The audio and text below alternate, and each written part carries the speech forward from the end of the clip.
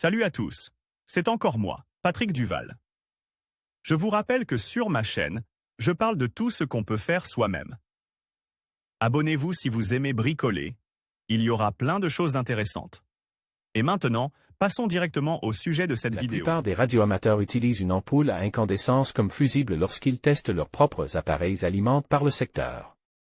Par exemple, si vous devez tester une alimentation à découpage, la première connexion est réalisée par une connexion en série avec une lampe à incandescence.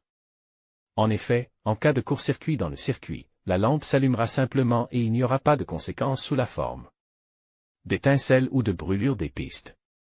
C'est la méthode la plus classique, mais elle présente un gros inconvénient, la puissance est limitée, ce qui signifie que, par exemple, un outil électrique ou un autre appareil puissant ne peut pas être vérifié avec un tel circuit.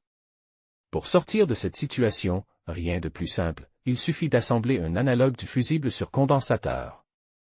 Ce dont vous avez besoin. Pour le dispositif suivant, vous aurez besoin de condensateurs électrolytiques d'une capacité relativement importante et, ce qui est encore plus important, conçus pour la haute tension. Les pièces appropriées peuvent être trouvées dans un vieux bloc d'alimentation d'ordinateur. Le déroulement des opérations est le suivant. Les valeurs nominales des condensateurs soude sont de 220 F 450 V. Par soudure, ils sont connectés avec des broches moins. En conséquence, rappelez-vous la formule, nous obtenons un condensateur non polaire d'une capacité de 110 F, conçu pour fonctionner dans un réseau avec une tension allant jusqu'à 900 volts. La marge de tension est très correcte. Sachant que les valeurs de tension alternatives à la crête de l'onde sinusoïdale atteignent 400 V. 3 résistances de 10 ohms de 2 watts chacune sont connectées en parallèle.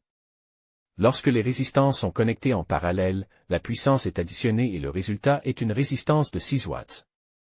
Les résistances sont soudées en parallèle aux bornes plus des condensateurs. Les résistances sont nécessaires pour décharger les condensateurs pendant le fonctionnement fusible à condensateur de vos propres mains. Ensuite, un circuit simple est assemblé. Aux extrémités de ce circuit se trouve la prise de courant et le répartiteur de tension. Le dispositif de résistance et de condensateur assemble ci-dessus et soude dans la fente de l'un des fils du réseau de la ligne bifilaire. Une ampoule ordinaire est allumée dans l'une des prises du répartiteur. Une tension de 220 V est fournie.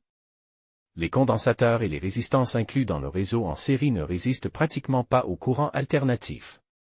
La lampe s'allume. Et puis, il y a la partie intéressante. Si une fiche dont les contacts sont court-circuit est insérée dans une prise libre d'un répartiteur de tension, alors court-circuit? Explosion? Pas du tout. Il n'y a pas de court-circuit. L'ampoule s'éteint. Peu importe le type d'ampoule. Elle fonctionne aussi bien avec les LED qu'avec les ampoules à incandescence. Un miracle? Non, bien sûr. L'explication est simple. En fait, il n'y a pas de court-circuit. Après tout, il y a des condensateurs électrolytiques dans le circuit. Et le courant dans le circuit sera limité par la chute de tension entre ces condensateurs. En d'autres termes, les condensateurs commencent à fonctionner, créant ainsi une charge capacitive. Où pourrait-on encore utiliser un tel dispositif? Il est intéressant de connaître vos applications. Il y a suffisamment de puissance, même pour une perceuse, sans chute de tension notable.